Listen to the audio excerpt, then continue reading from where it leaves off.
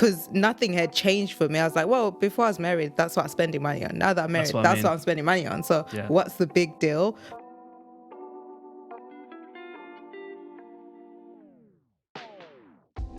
Hi guys, welcome back to another finance discussion with Skilled Finances. My name is Lindy and this is Tando. If you're joining us for the first time, we're so excited to have you here with us. So make sure you hit that subscribe button and follow us on YouTube, hit that notification bell so you don't miss any new discussions.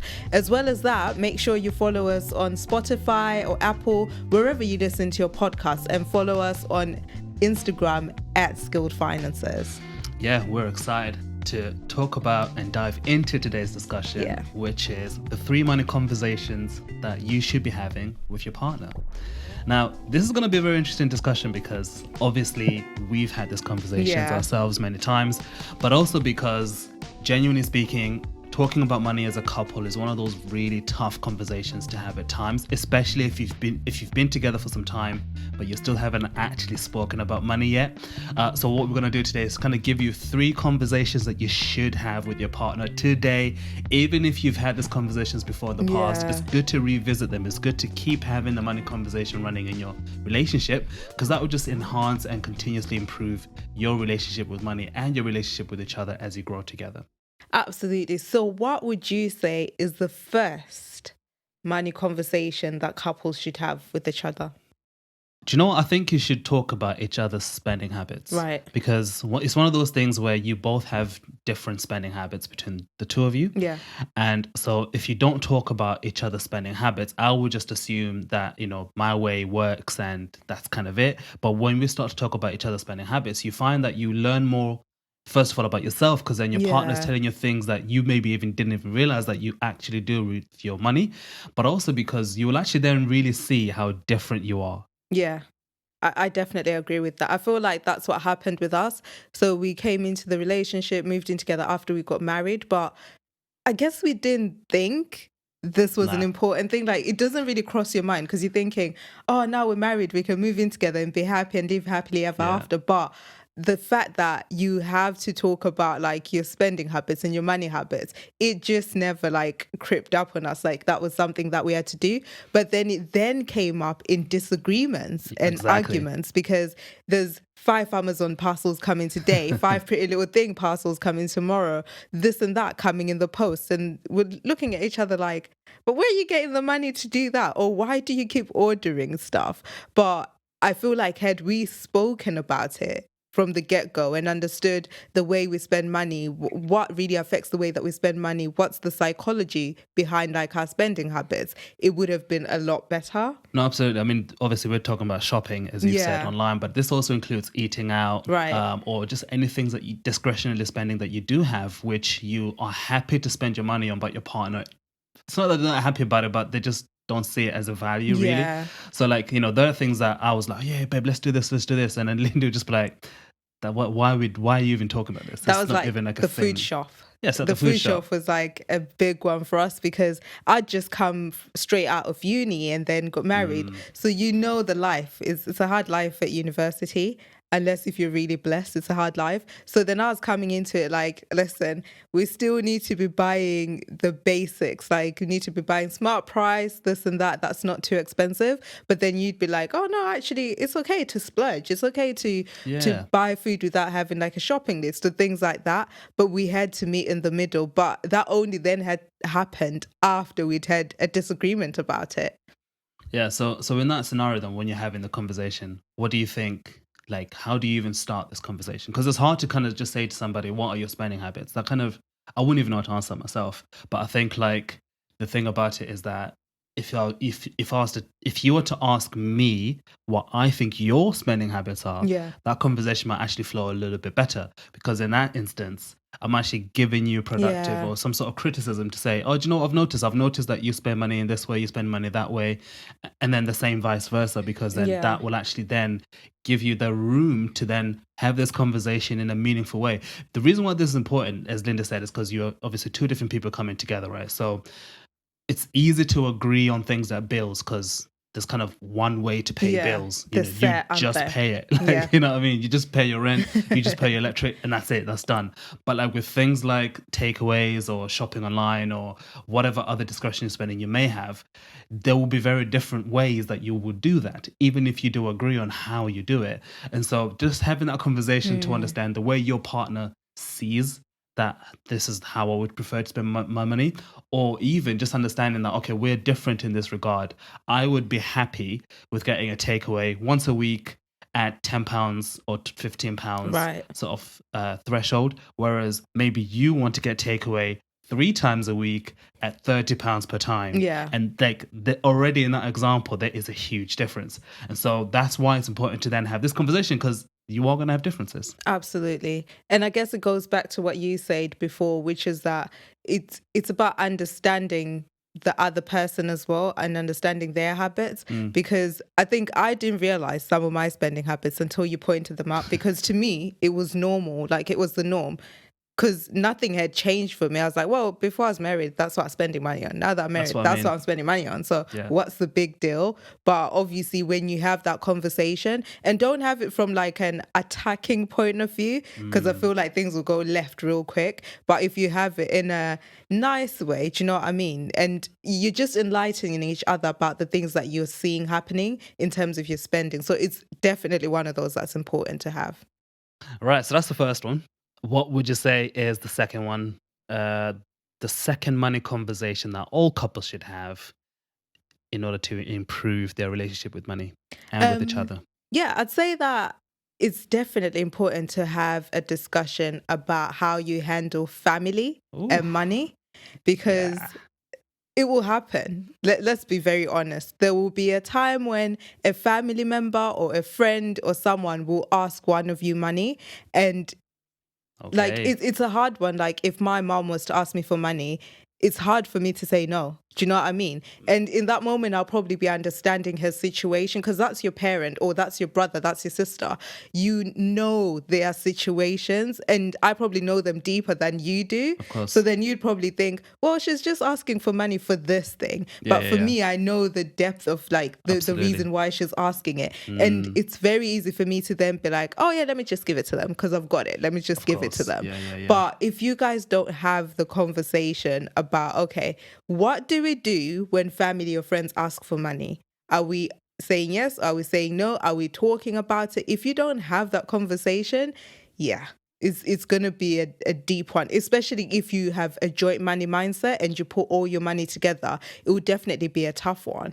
Yeah, so I was about to come to that, because if you're keeping your money separate, yeah, this might not be too much of an issue. Yeah. I mean, it might still creep up, because then it's like at some point there'll be an effect, wouldn't it? So I can imagine myself in a situation where if I'm giving some of my money to family, then I may then come to you to like, make can I up have for money? that difference. Oh, Yeah. can you help me in this? Or go to somebody else if I don't want to ask you. I might go to somebody else and be like, okay, help me out with this. And so it could have a ripple effect that could still impact your relationship nonetheless. But it is still a huge issue. Yeah. Especially, with family, because as you say, family they just know how to pull your strings. They just know like what to say. They know the right buttons to push. They know the right buttons to push and stuff like that. And sometimes it's not just about asking money. It's also even to the point of like you're pretty much financially looking after a family member. And how would that work in your relationship, where your part of your financial setup is, okay, I'm taking care of so and so in my family, or I'm taking care of this, that, and the other in my family. And if your partner doesn't know that, that could be a tricky situation. I feel like you should talk about it, because then at the very least it's understanding that, okay, we have this obligation outside of our four walls that we are, taking care of, that we're looking after, albeit maybe from your own money. But it's still understanding that dynamic, isn't it? Of like, if you are looking after somebody financially in your family with your money, that's still an obligation that I'm like, am I willing to like put my money towards that or not? I don't know. And I think especially if you've got the joint money mindset, it affects you the more then, because Definitely. you're putting your money, you don't see it as his money, my money, but it's our money. So whatever comes in the pot is our money. And then if you're saying, okay, in this house we earn £3,000, let's say, for example, and you're then saying out of that 3,000 we're paying our bills are like 1.5, but I'm having to support this family member with £300 a month. £300 is not small money. Like if you think about life nowadays, things have gone up, things are expensive, and now you're thinking, okay, now we're having to support Lindy's auntie or mum or something with £300 a month. Like, if you don't have that conversation, that's easily an argument right there. Because then I'll think, well, I've always done it. Of course. It's the right thing to do. Do you know what I mean? So I should keep doing it. So yeah, if you definitely don't talk about it, it will cause a lot of issues for you. Another part to talk about family money is actually going to do with just other family traditions or just things that your family do that need money. Yeah. So imagine if like you and your family meet up every Christmas and everyone buys each other a gift. I mean, if you have a big family, let's just say there's 20 people and it's going to be Christmas, and every Christmas the tradition is you buy every single person a gift. Yeah. Now imagine if that's how I was raised. That's what I'm used to. You're then coming into this relationship, or we're obviously in a relationship, but your history is that you maybe only buy your very immediate family gifts, but even that's it's not an obligation. It's a choice if you want to. And if you don't, that's equally okay. And so you can imagine now the two of us planning Christmas, and I'm like, yeah, it's like, it goes without saying, we buy everybody a gift. Whereas you're then coming into it like, no, it doesn't. You don't have to buy all 20 people a gift. Just buy your mom and dad a gift maybe. But beyond that, you don't have to get your auntie and cousins, whatever, like a gift. But like, that's what I'm used to. Exactly. So like, how does that work? I feel like those are the things that actually do happen. The way we got around it was we had to talk about this. We had to sit down. This was before we were married, actually. Yep. And fortunately for us, the person that did our marital counseling brought this up with us. And they were like, listen, family will be a big deal when you're married. Massive. So you need to talk about this. So he was just like, just think about how you will handle family members that ask you for money. So we had to sit down and have a conversation. Like, yes, I completely understand you wanting to support your side of the family, and he understood me wanting to support my side of the family, but we are also our own family over here. So how are we going to navigate this? And I guess what we had then agreed on was, when someone from your side of the family wants money, they should come to me. And that's simply because they don't know what buttons to push with me. And vice versa, when someone from my side wants money, they'll go to you, because I don't feel like they'll know exactly which buttons to push with you. And then after that, what we then do is we still come together and we have a conversation about it. So we talk about it. Okay, I've received a text, a call, whatever, from so-and-so, and they're asking for this much. What do you think we should do? And if anything, over time, I've now learned that there is nothing wrong with saying, I don't have it. If you genuinely don't have it, you don't have it. And now I think I'm at that point in life where I'm saying, I can't sacrifice us, and I can't sacrifice like our household to then better someone else's life, or to then meet the needs of someone else. Yes, I would love to help, but if in that moment I genuinely don't have it, we've now learned to just be like, unfortunately, we can't support you this time round. Have you tried this person? Because I feel like in a lot of families, there might be someone else that they can always ask for the help. So that's what I've had to learn to do. Like, there's nothing wrong with saying no, or saying I don't have it if you don't have it, and prioritizing yourself sometimes. So yeah, family and money, I think we could talk about this one all day. I'm not gonna lie. I feel like it's always that deep one anyway when it comes to money. It is, because there's this family dynamic, and then there's the money dynamic, and then the two of them coming together, it's just like, whoa, okay, there's a lot to consider here, a lot to think about. So we've got family asking you for money to begin with, and then we have just things that you do as a family on the one side that cost money, and then there's an obligation that your partner should just get along with it. You need to have that conversation, because genuinely speaking, they might disagree. And if you're in a position where you're both disagreeing about, like the Christmas example that I used earlier on, it's then understanding, well, what are you comfortable with?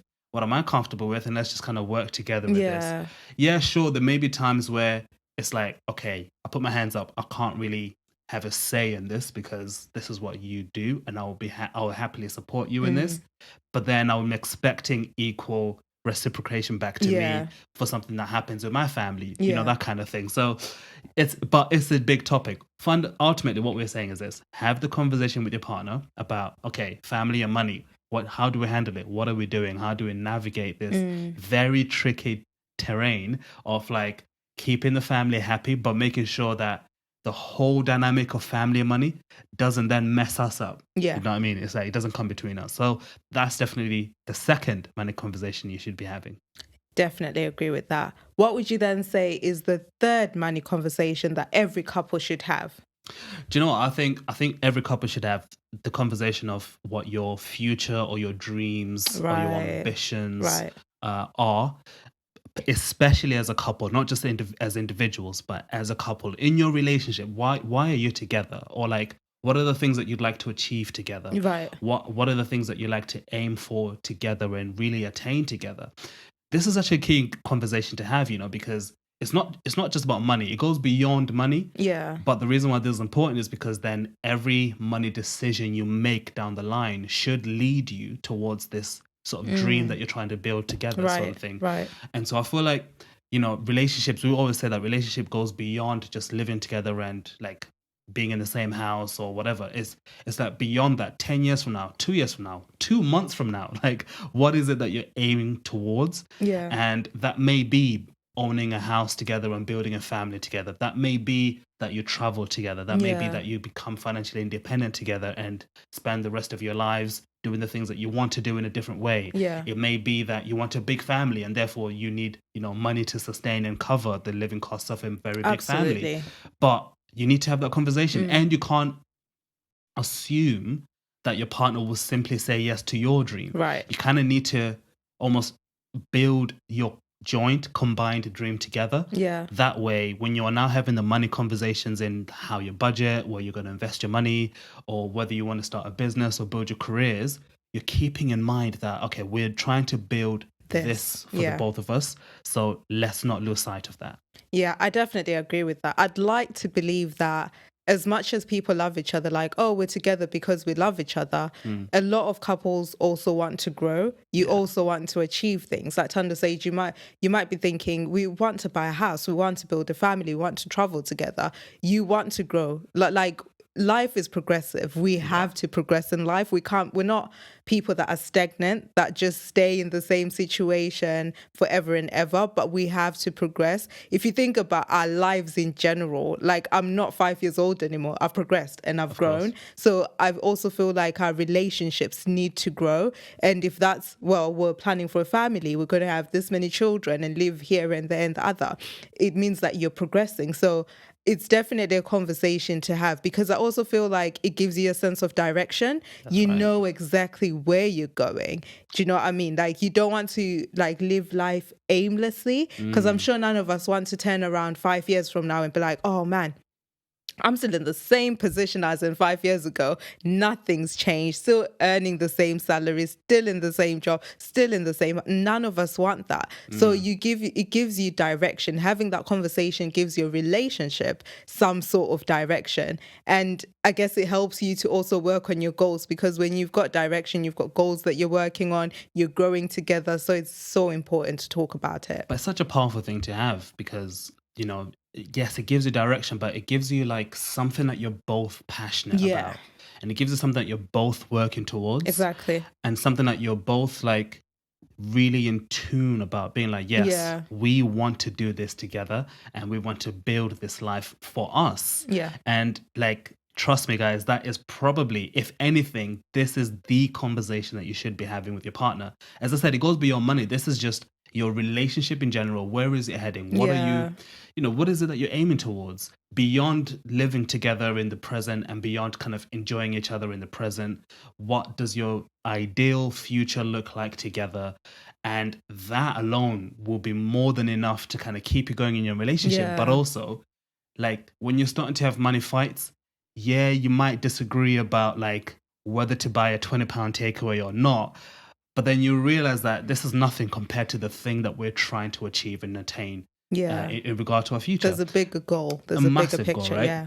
A very bigger picture that we're aiming towards. And so it really puts things in perspective for you. But I definitely think it will enhance your relationship in a massive way. that you cannot miss this conversation no matter what. Definitely. I genuinely hope you guys have found what we've had to say today super useful. We'd love to know in the comments what sort of money conversations you guys think are important for couples to have. What are the ones that you've actually had together with your partner? And what are the ones that you definitely say to new couples? Have this conversation. Don't miss out on it. So let us know that in the comment section below.